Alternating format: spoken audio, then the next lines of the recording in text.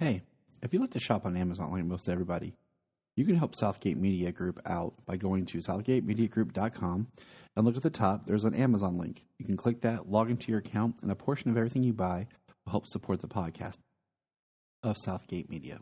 So it's cheap, it's easy, and you're just doing the same thing that you would do anyways.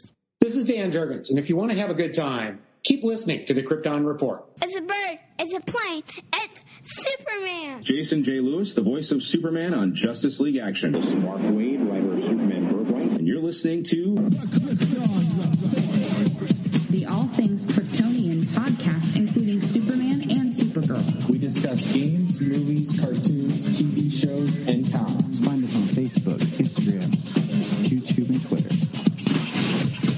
Hey guys, before we get started, I just want to say, if you haven't done so yet, but check out the Aspiring Kryptonian podcast as well as the Last Sons of Krypton podcast, both hosted by friends of ours. Good time in the world of Superman. Welcome to the Krypton Report. I am your host, Tyler, the Superman of Blue, the man of tomorrow. And with me to fight the forces of evil is my better half, the Superman of Red, the Man of Steel, Mr. James Cole. Hey, that's funny. Superman Red, Superman Blue, and we're gonna be talking about Superman Red and Blue today. Superman Red and Blue is very interesting when they decided to do this because, they've done all these series of like black and white, and then what was crazy was people started arguing online like, why isn't it red, white, and blue? I'm like, well, first of all, Superman's colors aren't red, white, and blue. They're blue, red, and gold if you want to throw a third color in there. But they've done these where it's like Batman black and white, where they just use the two colors to really try to tell the story, and I think it's interesting. And they've even got a Harley Quinn, red. What is it? Red and black. Black and white and red. Yeah, and that one they threw in the 3, and I thought that was kind of funny. Yeah.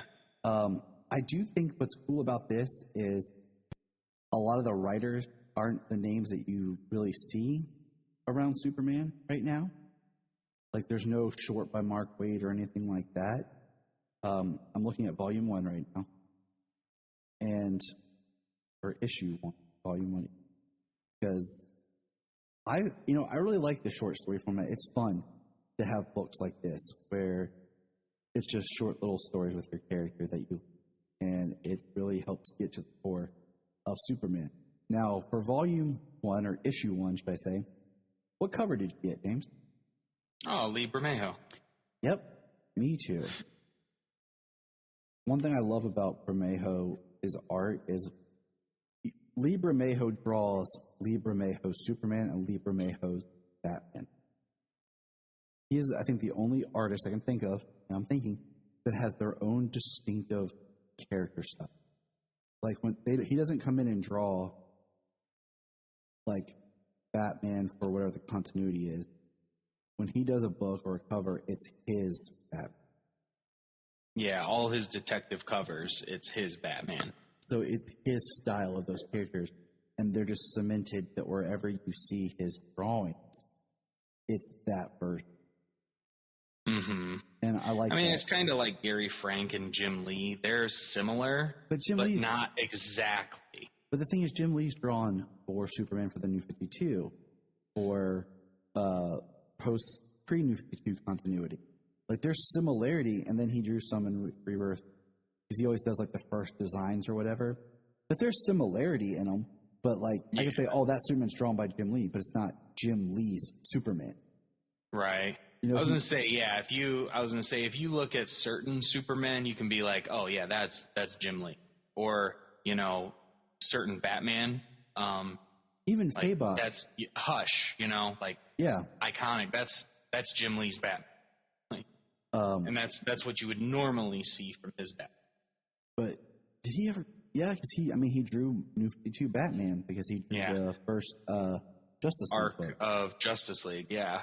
I mean, you're completely right that Lee Bermejo has a set Batman and a set Superman.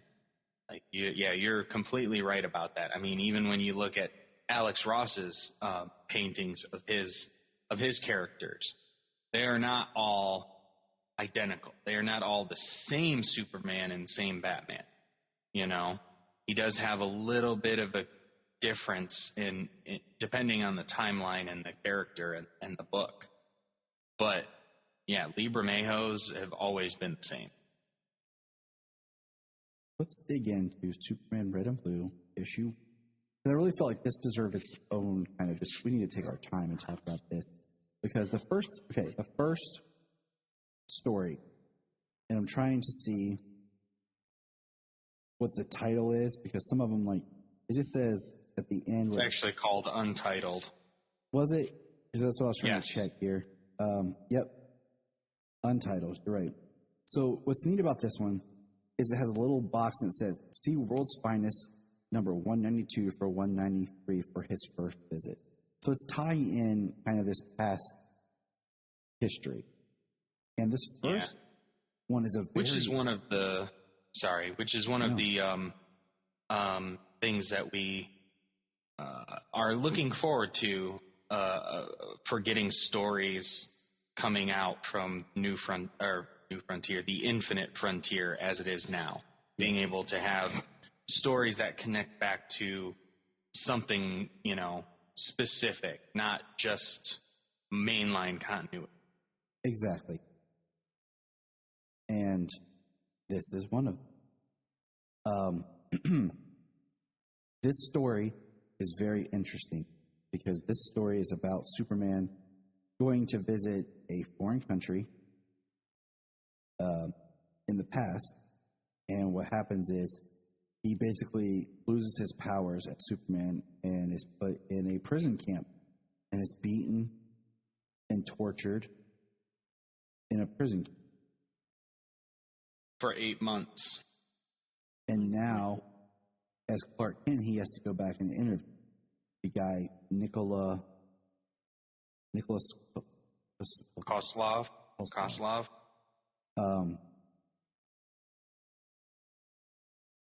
And, he says, I was held for 8 months of starvation, indoctrination, forced labor, 8 months of being used as a propaganda tool to prove the weakness of the West. So right there, this is a psychological blow to Clark, Superman. And then he has to go back and interview this guy. And he's scared. Like, he has psychologically been damaged and hurt. Now he's full power Superman.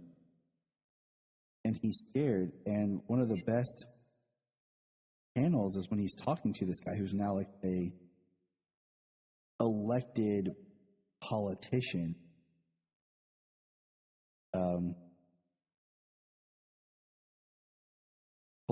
Clark's interviewing him, and there's a panel here where it's what he wants, and it's his heat vision just blasting the guy in the chest. And I think it's a good side of Superman to see. We don't, like his actual vulnerability and his how psychologically damaged he is because of this action and this man's stuff. Yeah, I agree entirely. Some people out there would be like, yeah, Superman wouldn't even think about doing that, about heat visioning this guy in the chest. I'm like, well, apparently you just think of Superman as this, like, holier than thou character. Like, I think of Superman as somebody to look up to because he is a guy. He has these thoughts. He has, he has doubts in his mind. He has emotions and troubles and worries, and he still persists to do the right thing and be a good guy. Like, he's tried in his belief of, in his morals, his ethics. He's tried in that, in his life, in the world that surrounds him. It tries to test those in him. And those thoughts and things those thoughts and those doubts creep into his head, but he persists nonetheless. Mm-hmm. That's Superman. Yes. You're absolutely correct. That is Superman. And because the thing about Superman is always you have to focus on the man. It's part of what's supposed to make him different from, like, Kara, who, if you look at it, is more Kryptonian because of her time spent on Krypton and age when she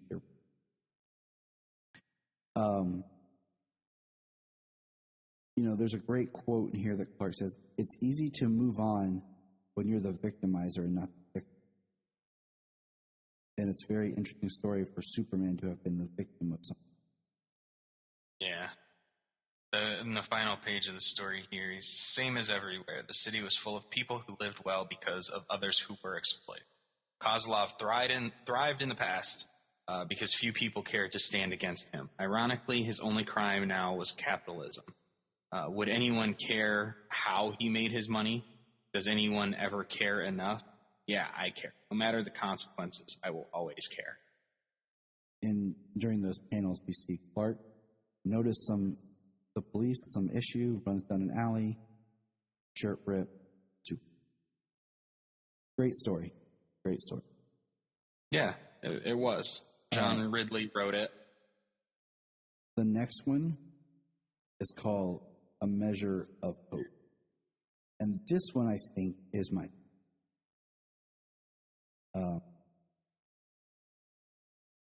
very hard to pick, but it's written by Brandon Easton, who was the writer of Truth and Justice #2. And it starts out at a funeral with a man talking, "Mom, so sorry, you shouldn't have died alone." And he's holding her urn, and in the reflection he sees Superman. And he says the character we learned, his name is Melvin, and he says, "Superman, I can't believe you're here." And he says, "My apologies, I should have been here earlier." And it's one of those stories that's kind of interesting to show how old Superman is, because Melvin looks like he's in his mid-20s, an adult, but the story of like what this is about takes place when Melvin was a child and wrote Superman a fan letter. When we see Superman, he's drawn like he looks like he could be like 13, 14 years old. You think so? I think that he's a young pubescent boy in this. So, I mean, easily a decade from now, it could be. We'll say a grown 10 years. man. We'll say 10 years. Yeah. But we find out, we see Superman, about the school shutting down, and he wanted to see Superman. He talked about having to get out earlier. He saw Superman take down a villain, and he comes home early, and he finds his mom basically doing heroin. Mm-hmm. And there's a great thing where he comes in, and it's the bottom panel is basically a representation of the world shattered.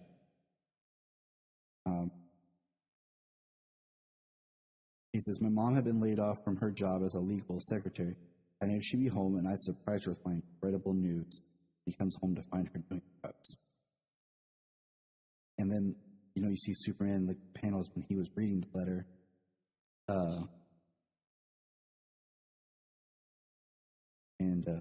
Melvin and Superman are talking about the situation. And then it cuts back. We see the mom trying to talk with Melvin. And he's got Superman sheets and blanket. And just very strong stuff. Yeah. It's a very tough story because she is talking to her son about how she's stuck like the choices that she made. She's trying to make better choices, but she continues to make the wrong ones, but she hopes that her son can make better choices growing. And he asked what she hoped for.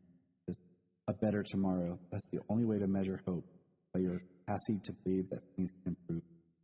Otherwise, no point getting up. And then, it kind of cuts back to the funeral. And Melvin tells Superman that they found her body.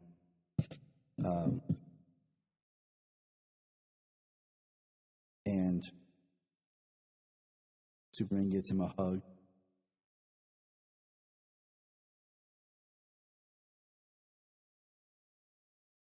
Yeah, she had gotten a bad batch of heroin, and they found her body, and it killed her. He put the photograph that she had in her purse of him and her when they were younger on her funeral program.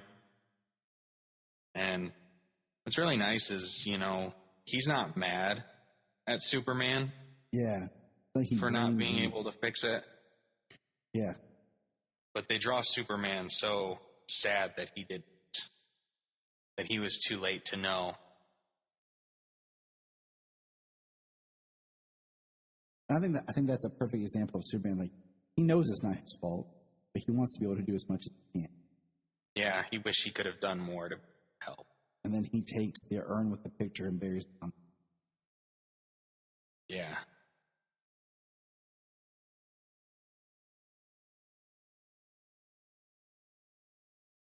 So, that's a tough story. It's very good. And I think that's why it's my favorite. The next is The Boy Who Saved Superman.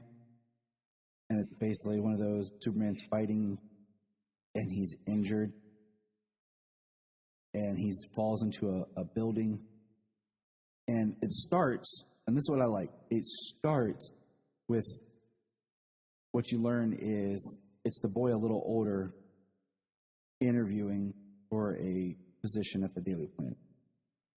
And then it cuts, and it's basically Clark remembering the story. So the quote-unquote present time is in blue predominantly, and the past is in red. And you see that Superman was fighting, and he's weak, and the boy's like trying to get him safe. The apartment building's coming down.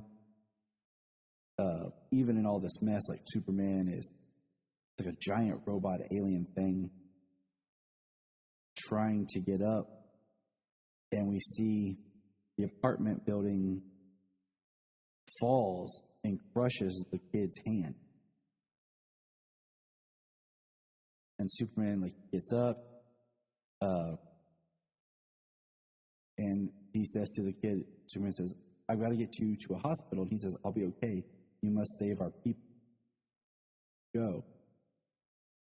And Superman goes, and he stops the monster.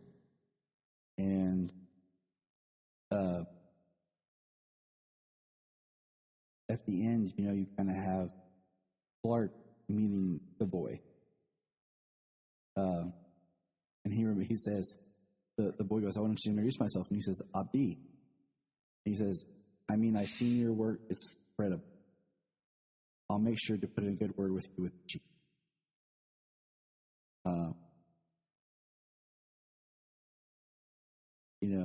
And it's really great because, it's another story of Superman inspiring people through his actions. Found out that he became the recipient of the high-tech Starlap prosthetic hand. And at the end, he says, "You are well, Mr. Kent." He says, "Call me Clark." Well, it's nice, that, Superman inspires that in people, but at some times like this story, Superman gets to actually experience the good heart, the bravery of somebody else, of a child, like this, who's more worried about Superman and more worried about other people than he is himself, And then, as it says he followed him, he knows who he is. He graduated top of his class in photography, returned to his old home to record the damage as a journalist in the Peace Corps. He earned a master's in political philosophy, ran a marathon, and he saved Superman's life. So, not only is he a good person, he has a good heart, but he's intelligent, very strong-willed.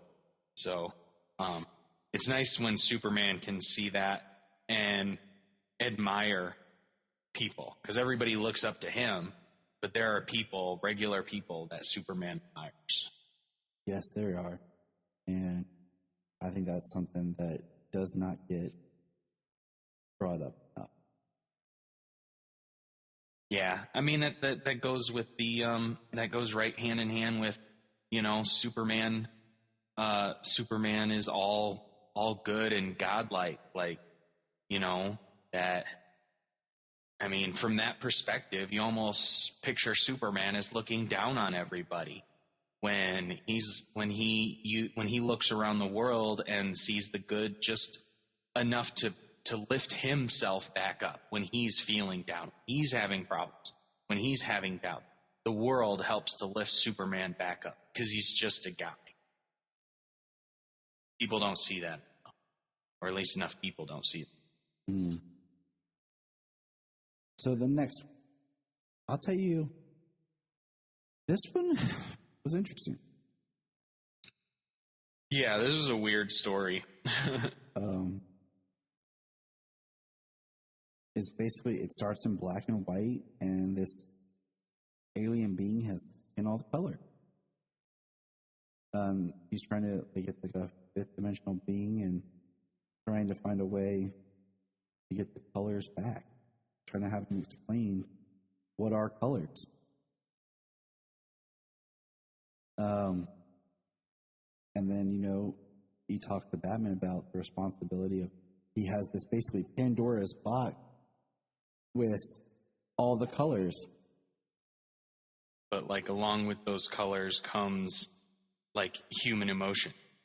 The blue of the sky, the red rage, and you know, things like that. Like in this world, there's no war and things like that because everybody is so gray. Not just their color, but like it does something to their attitude, to their personality. You know, not having color, not having difference. There's no highs, there's no lows. Yeah. Everything's just bland and in the middle. One panel I really do like in this one page is when they've got Batman and Superman together, and Batman's just all black and you know, all black with like the little white eyes and white around him for like the city, and Superman is all white, just the little black lines that show him. Yep. I really think that's an awesome looking page. You know, it's like kind of reminds me of like that movie Equilibrium, where they all take their special medicine to control their emotions, and human emotion is outlawed. Mm-hmm. So, and then, you know, I like that movie. I do too. It's totally underappreciated. And gives us Christian Bale and our new Jor-El, Angus McFadden. Yep.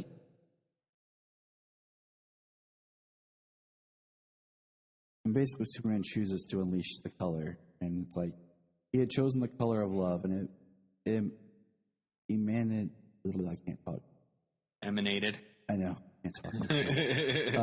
Out across the world, heart throbbed with passion, and lovers threw their arms around one another. It was the color of fire. It flamed again, and heart bring courage in hearts to toast the toes and marshmallows. It was the color of anger, the color of blood. As red, anger, wars raged again. So, and then he chose the color of sadness as it. What, Sayla? Emanated across the world. Silent funerals erupted in wailing. It was the color of music. It was the color of water. The color of blood signed the vein.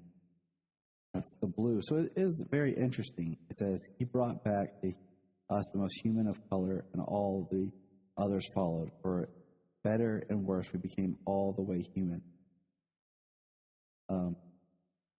It's a very interesting story. It definitely works very well as like this, in this format, the one-off style, like short story. Yeah.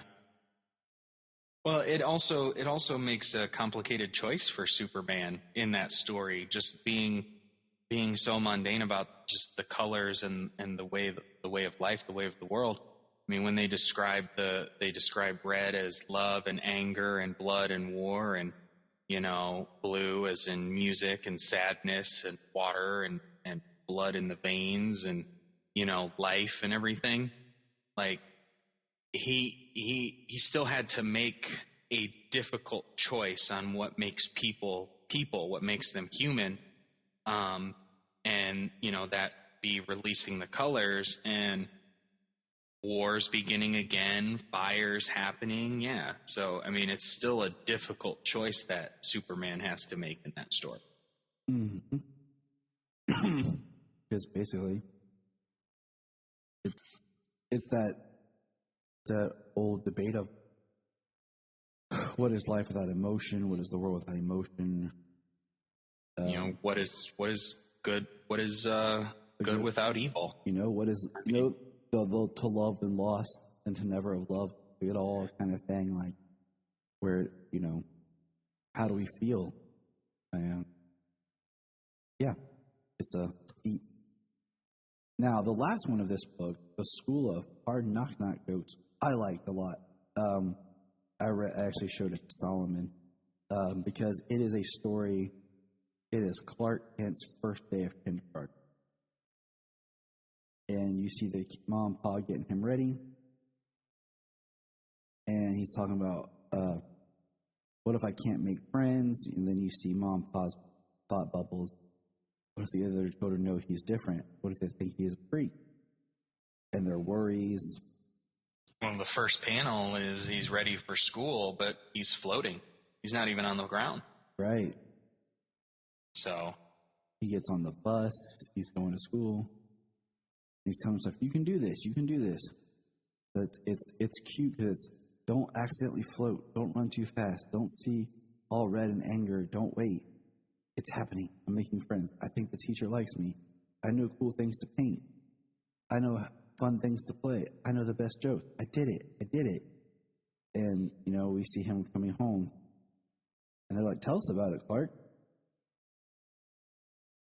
And it's nice, though, when he gets home, he gets off the bus, he can finally be himself. All that excitedness. He super speeds. He runs real fast. He flies. He's real happy. Yeah. That's all kids ever want to do is just be themselves. Mm-hmm. He says, "I was doing it too. And I really had done it too, ... until Samantha." And it says, "She didn't do anything mean. Why do they make her play alone? If the kids in the class are all so nice to me, why are they rude to her? Are they bad people? No, they're not bad people. And they're so nice to me. I don't want to lose my new friends, and my parents were so worried." And I love that he's wrestling with this as a child, as a kindergarten. You know, he sees something going on, and he goes into him talking about what he's done and how people have reacted. He said, "I had hoped other people would show me what to do." And then it says later that day, he's back at home, and he's kind of telling his parents about her and what's going on. And Jonathan says, "What are you going to do about it?" He says, "What? I'm 5. And I love the parents' response. Ma's only 5, and Pa's already 5. Like just that thought of looking at their kid. Wow. And then he said, "Clark, if you see a problem, especially if it affects another person, you must always see yourself as someone who can help solve that problem. Just seeing it and being bothered by it is not enough. If these new friends are worth having, then when you are kind to this little girl, you'll be kind to her. Maybe these other children don't know any better yet, but you do know better, and you know better. Your responsibility is to give what you can to help others, and whether they know it or not. This is the biggest help you give." I mean, that's some weight for a 5-year-old. Yeah. You know, and like I try to tell Solomon something similar because he's doing this thing where it's called like Little Ranchers, where it's like the kids get together on this farm and do stuff. And, you know, I'm trying to show him like, look, man, introduce yourself to different kids, talk to them. You know, trying to make friends, like, it's so weird and interesting at this age. And I'm like, look at the kids who don't have anybody. You know, say hi to them, talk to them too, you know, because Solomon's very usually outgoing. It cracks me up when he does these videos for his online schooling because the kids are very shy and kind of like back, and he's like, "Hey guys, it's me, Solomon. Like, like it's just adorable. Like, he's all Well, excited. you've gotten him used to being in front of the camera and talking on the podcast and things like that. So he's ready to go. He's ready and raring to go. Little game show host, man. He already told me when he grows up, he's going to do a podcast on Godzilla. So Awesome. this is Solomon on the Godzilla podcast. Each week we talk about everything that is and was Godzilla. Right. But I love it because it's such a simple lesson of just trying to make friends and being kind. And he goes over to her and he says, "Hi." And she's like, "Do you like horses?" He's like, "I do." And then he's scared at first. Like, what if they see me? What if they don't want to be my friends anymore? What if they hate me? What if they're mean to me too? And then he sees them and they're coming over and he says, "What are you playing?" And she says, "Horses." He says, "Oh, cool. Y'all want to play tag? That's running, so it's kind of like horses." "Sure." "Clark, are you coming?" says Samantha. "Yeah, I'll be right there." And then I love the last panel, where it's like the shadow of Superman, of what's to come. So, and then it's and then at the end it's like Friday, and it's "Oh, there they are." As the bus pulls up and Ma's outside, and Clark gets off like, "Pa, Pa." See one kid like, "Hello, Mr. and Mrs. Kent. What a sleepover is going to be." And I guess they're having a sleepover. And it's just, More knock-knock jokes. Yep, more knock-knock jokes. And we see, looks like it's a blended sleepover, boys and girls at kindergarten. So, okay, cool. I mean, Well, you certainly can't do it when they get older. there's a very small window for that kind of thing. Right. This story is really good. It's, all of these stories are really good in their own way. This is really nice to see. I mean, this shows you right in this little story, how worried the parents are about Clark, about the way other people see him. It kind of reminds us of something, doesn't it? Worried about how things are and about making friends and the abilities and stuff. And they don't, and in this story as well as like Man of Steel, which is what I was talking about, reminds us of something. They don't tell Clark what to do. They don't give him the answers. They don't give, it's not necessarily what is the right answer. They give him a choice and they give him a perspective, and he makes a choice. He makes a decision, Mm-hmm. And that's part of Clark and who he is, and no matter what happens, he makes the right decision. He still goes to talk to this young girl, play with her, and then everybody else, and then it gets them two together, and everybody else wants to play. Mm-hmm. So he helped somebody out. It's just, that story reminds me a lot of those flashback scenes in Man of Steel, mm-hmm. even the teenage flashback scenes. I agree. And it's a different perspective on all different ways to tell a story. All right, Superman Red and Blue issue 2. What cover did you get? I think I got the original. I think I got the basic cover. Yeah. By Nicola Scott. The one where it's like honestly, Superman there was, and the American flag behind him. Yeah. Honestly, I would say it was probably the one I didn't dislike. This time there wasn't a specific cover that I was like, oh, that's a really good cover. Because I check them out, and, Bermejo's was the best cover in last issue. And honestly, this one didn't have any great covers, so I got the cover A. I like this cover as far as how big Symbol is. Right. His face is all right. It's a little bulky. The American flag behind it's, red and blue, but okay. But yeah, there wasn't a cover that stood out that I really loved this time around. So it is kind of funny. I mean, I like the original cover for issue 1 too. I just prefer Bermejo over anything else. So yeah, got my favorite cover on that one. So let's jump into Superman Red and Blue number 2. First story. Oh, I like this. Me too. This story is all from Ma Kent's perspective. She is sitting with some ladies having lunch, and let's see how they phrase it.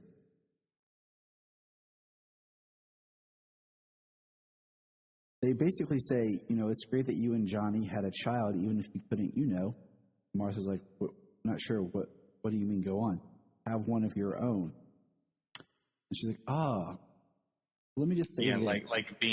like being adopted, there's something wrong with a child being adopted. Right. She's like, which, people are still looking at it this way. I don't, dude, don't even get me started. I have to start a whole new podcast. I mean, that's still the way of the world. And let's just say how. And these would be the same people who are pro-life, but then couldn't care less about the child who needs to be adopted. Yep. And then they make it so hard and so expensive to adopt a child, when all you're trying to do is give a person who doesn't have anyone a place to live and some people to love.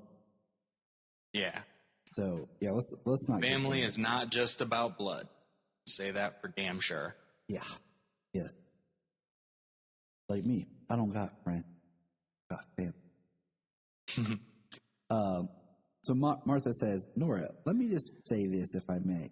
If having one of your own, quote, means worrying your boy's not getting enough sleep at night because he works himself to the bone, and it's cool because when she says this, we see him as Superman. If it means wonder if he's stuck in the middle of a busy day, she knows what her son is doing, even though nobody else does. If he stopped in the middle of his busy day as well, just now, to have himself a good meal, the kind that would fix him if he was home with us instead of there working Metropolis, So he was the strength and injury he needs to face what they throws at him.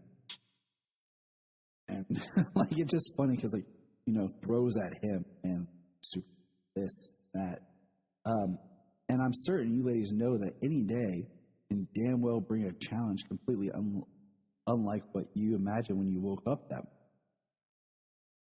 And they're like, oh, it's true, so true, sorry. And then Martha's like, her eyes fixate. If having your own means giving your child advice, the advice he or she or they are not going to eat.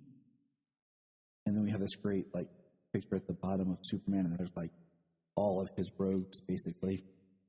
Mixie, and especially his powerful rogues. They got Parasite, Mixie, Doomsday, Livewire. Who else we got here? A Brainiac, another alien species. Is that Bizarro maybe? Yeah. Look, and then the next page, you see Superman all beat up, sitting with his parents.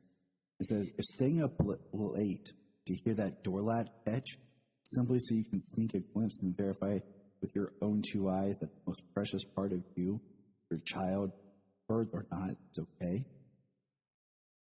And then the 2 ladies are like, Then all I can say to your blessings from on high is you can stick. And it stops. Ma! They're like, we can't. We were just talking about you. However, did you get so handsome? Oh, I take after my pa. Here comes Clark with his Smallville Crows sweater on. And then he's nice to them, you're both looking. And then and his pa, Jonathan Trudy, doesn't answer to John. And then Clark's like, I'm sorry I'm so late, Ma. Sure you had a good reason. Ready to go? I am indeed. Just one more thing. Nora Trudy, he is our Yeah. It's a really nice story. It was very, very loving. And I love how her at the diner with the ladies is all red, and every time she's talking about Clark and they're showing us Superman, it's all blue. Mm-hmm. So you got blue panels and red panels, and then in the end, when Clark shows up, like the top panel is the three ladies, it's red. And then the next panel, the middle panel, is Clark coming in, and the entire panel is blue. Everything that would be red, that's red in the panel with the ladies, is blue. And then he comes into the panel in the bottom, and Martha is now blue with him, and the other ladies are red. And then on the next panel, it's kind of the same thing. Her and him are blue, and then when she pauses and says, "I am indeed just one more thing," like her last little like anger is in red, and then when she says, but you've got a transition to blue on her in that panel. Yes, you do. Yeah. It like fades, like she has a blue shadow, and when she says, "He is our own," it's almost purple. It's like the red and the blue, and then on the other side of it, it's blue. I'm just thinking, like, this may be my favorite of. It's in my top 2. I'll say that. The next one is interesting. Yeah, I actually wanted to talk about that because the next one is one of my favorites, and maybe just because of the thing that's going on right now, everything that's going on right now. We've got a story with Val Zod. Yeah. So we actually get a multiverse Superman character. Last issue, it was all Clark, and all the other stories in this involve Clark, except for this one. This one, we've got Val Zod. He is the Superman in this story. So it was really cool to see Val Zod back from Earth 2, which, I am actually reading Convergence right now because Earth 2 actually goes all the way to Convergence, and then Earth 2 Society picks up after Convergence. Yep. So I'm reading Convergence right now. So I've got a close connection to Val Zod currently reading his books. And I really like the costume that Val Zod wears with the blue and the white, and no trunks. Yep. And a little bit of red. And a little bit of red. It just looks really good on that character. And I don't know if it's the colors, him being a black person, the black skin, and having the white pop out from the blue and his skin tone. But I think it's really cool, and I love seeing people cosplay as Val Zod too. I agree. Like I said, in comics, kind of taking it back to the things we talked about before, comics, I like seeing the Val Zod stories, but if I was going to build a movie, I think it's easier to build out else. Right. Val Zod like I has said, his if you were origin, gonna, and everything is very comic logic based of everything. You have the whole Earth 2, the Earth 2 rebuild of the Justice League and Convergence and all that. So. Yeah. Well, like I said, they're not going to do the movie like the story that we get Val Zod introduced in. But if they used Val Zod in the movie as a Superman on another Earth, portrayed by portrayed as a character of color as he is, like, it would make for a much more interesting story, as well as honoring a character that they already have who is of that race, Like, I don't see them doing that story, especially since they canceled New Gods, just because Darkseid showed up in friggin' Justice League. Who knows how far it ever got? It was announced, 3 years ago, right after the 2017 movie came out, that she was doing it. So 3.5 years ago it was announced, and it has gone nowhere. Like, no casting, nothing. Pre-production hell, basically. Yep. So, I mean, if it ever was going to go anywhere, now they're just probably using Snyder as a scapegoat. Yep. Probably. But, it was cool to see Calvin Ellis in this story. People are something is kidnapping people, and he is calling the person who's with him, the being who's with him, he's calling him Crypto. And the text bubbles are drawn in a bone shape when Crypto is speaking. We find out that he is actually a animal, a dog-like person. Maybe a dog-like part machine, part person. From the art, it's hard to tell. Yeah. But Crypto is speaking, so it is intelligent. It's not, it has the capability of speech. Doesn't necessarily mean it's intelligent. We know this today. But That's what I think of. he is speaking. Yeah, he is speaking.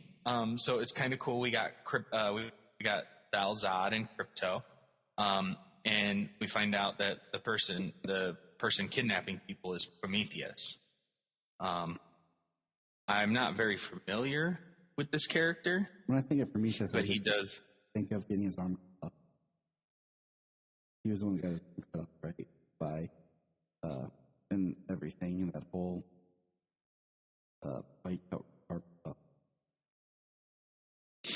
Oh, you know what? I think that's the Prometheus that I am familiar with, but that's about all I know of, really. Yep, sounds about right. Yeah, I don't know of a Prometheus who can come in and out of, because they call Into the name of this story is called Into the Zone.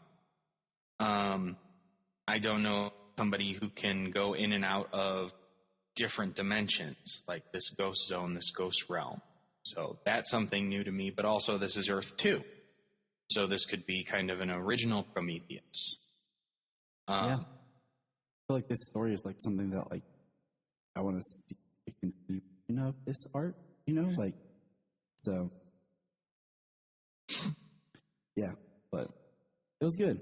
It was like you said, it was cool to see what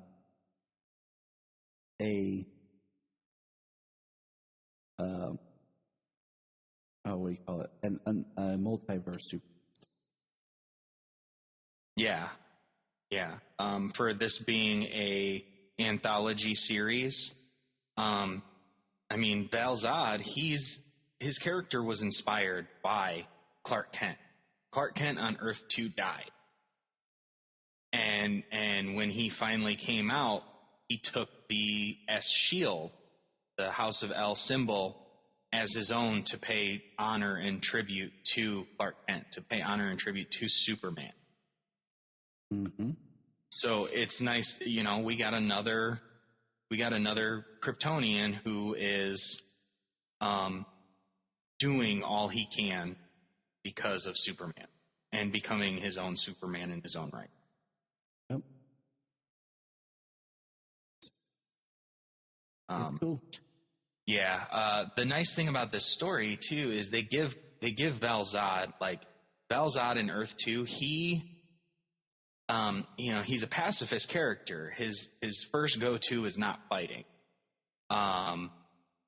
Which actually, honestly, in my opinion, probably would work extremely well in a 20th century period movie about a black man in America, right? Yep. Isn't that everything that the civil rights movements were about? Mm-hmm. The sit-ins and everything.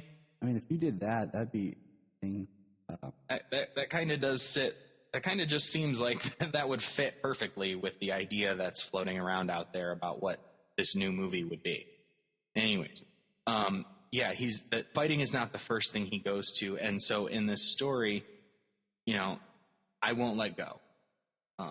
Crypto, he won't let go. Yeah, it's just his first priority is saving this ship, saving all the slaves on this ship.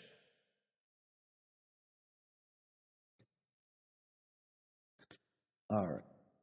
Great story. Definitely like to see more of. like I said, I would love to see a book of. The thing that gives me a little confidence here about that is it says on the last panel, it says the end ? Yeah. Maybe we'll be able to get to see more Val-Zod moving forward in the comics somewhere. Maybe get his own book. I'd love for him to get his own book. Superman Val-Zod.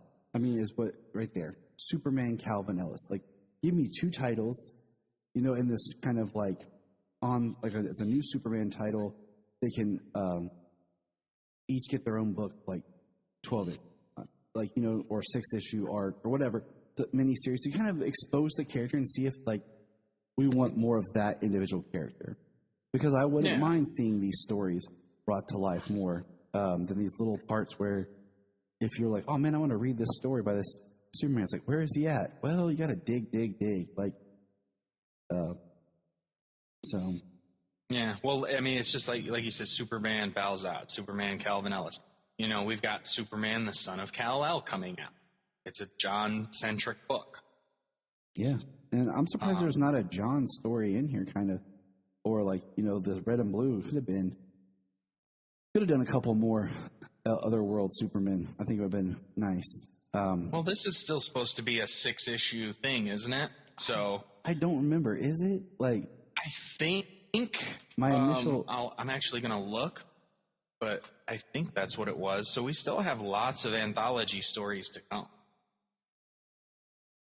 For some reason, I think it was 2-parter, but that could just because I was just, I don't know. There's so much that goes on that it's sometimes hard to keep track. 6-issue, yep. Awesome. So yeah, awesome. Yeah, so let's see where it goes on. For some reason, I was thinking it was just 2, but I don't know. There's so much going on. The next story. Oh yeah, everything's changed in the last 6 months. Called Patience is Lex Luthor style. He gets a package delivered, and I'm going to guess it's red kryptonite just because it's red and blue book. And he's holding a glowing red crystal. He's building a armor suit, and he's talking about it. He's talking about wanting to take down Superman. And it's like he's going through different scenarios. And he says, perhaps I'm overthinking things too much. Something simplifying things can have less room for error. And then it shows him like in a different kind of suit with a gun. And then he, cuts back to him in his office. Maybe making things a little more personal isn't necessarily a bad idea. So then it's Superman and Lex in a boxing match. Mostly his gloves are enhanced with like the dust of that crystal. And he's beating on him, and Superman wins. And then basically Luthor decides to take it, put it in a box, and put it in a container because he doesn't know. He says, Miss Garnett, yes, Mr. Luthor, the container. Yes, sir. Return it. And we see her putting it on the shelf because basically Luthor doesn't know what to do with it right now. He's overthinking everything. And that's an interesting story. That Luthor, in a way, is his own worst enemy because he can't decide what to do to destroy Superman. Yeah. Well, he comes out, patience. What does he say? Patience, they say, is a virtue. He says, sadly, patience feels too close to passivity, a quality I despise in men. So in his mind, it's let me keep doing something to try and stop Superman, to try and take down Superman. And in the end, I mean, that's the name of it. It's patience. He says, put the container back. So what he's doing, he has to sit and think on, Mm-hmm. He's not, he's just doing idea after idea. He's not having the patience for the right idea to come to him. Right. So, which he's the bad guy, so it doesn't, but whatever. Exactly. So the next one is my other favorite in this one just because I like the simplicity, and I just have a thing for like kids. It's basically show and tell. And the girl brought in a piece of like debris. She says, the piece of metal from a robot that came from outer space. And it's called My Best Friend Superman by Stephanie Phillips. And they're basically, the kids are like, oh, you're not supposed to bring garbage and tell lies for show and tell, Ava. And they're picking on her and saying things. And the one kid says, Bigfoot's my best friend. Oh, that's my brother right there. And she says, I'm not lying. I did see Superman, and Superman is my friend. And it kind of cuts back to her telling the story and how, she met Superman.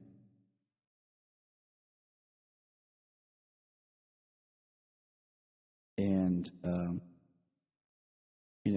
it's her memento. And, it's really great because Superman tells her, like, where he says, it's very brave and things that you've done, but this situation is very dangerous and I want to make sure you're safe. I want to help. I'm not a hero, but and he says there are many different kinds of heroes, and not all of them have superpowers. And then it cuts back to the class and they're making fun of her. And the teacher, of course, the kid picking on people's names, Tyler. What a douche, giving us bad names. The kids are going to go to the playground. And then, she's sitting down and they call her Super Dweeb. They take her drawings.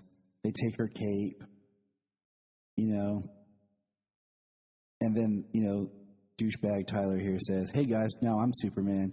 And then you see this voice say, I guess that makes two of us. And then Superman shows up.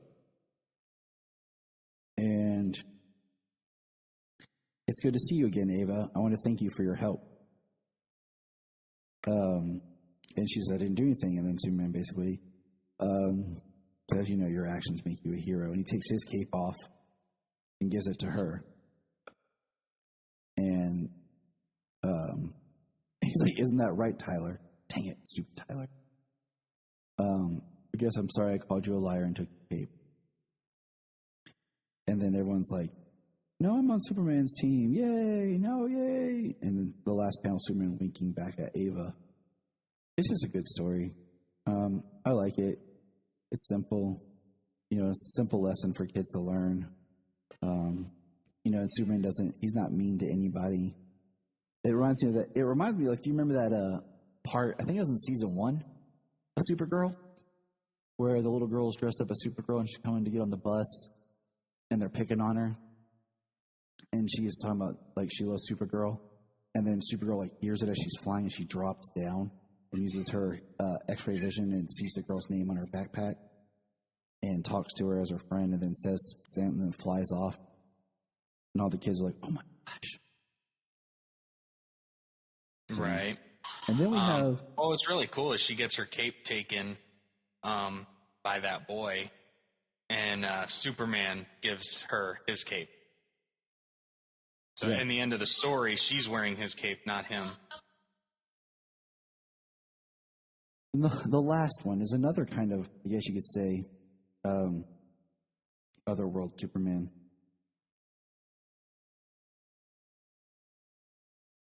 It is actually a kind of futuristic cyborg Superman. It's more dark and, creepy. It uses more blacks and everything. Yeah. It's interesting how cyborg Superman is black and red. And it's Henshaw. Because Clark even says, hey, Henshaw, when he shows up. Or Superman. When he shows up. Yeah, it's not New 52 Zor-El cyborg Superman. So this one was one of those, like, okay. I was okay with it. It's my least favorite. It was cool to see cyborg Superman back and doing something evil. But that's probably the best thing about the story is we got a villain for Superman to punch. Yeah, I will agree. You know, Cyborg Superman created this. What did he call it? I'm a creator. Thought he called it something.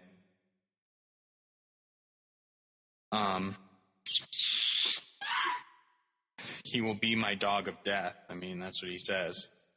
But you know, once he released it, it killed all the scientists, and he's using it to. He's powering it up. Just basically another weapon of his. But yeah, I mean, it's cool. We get Superman saving who he can, the janitor, and getting to punch Henshaw a few times, knock him out, knock him around, and he says, and the ending was him using his head more than his fists, though. He says, the janitor says, but Cyborg and his death dog, they will. And Superman says, without humanity to govern its use, power only destroys. And yeah, what do you think Cyborg's energy-hungry creation will do when there's no enemy left to consume? Cyborg Superman, no, stay back.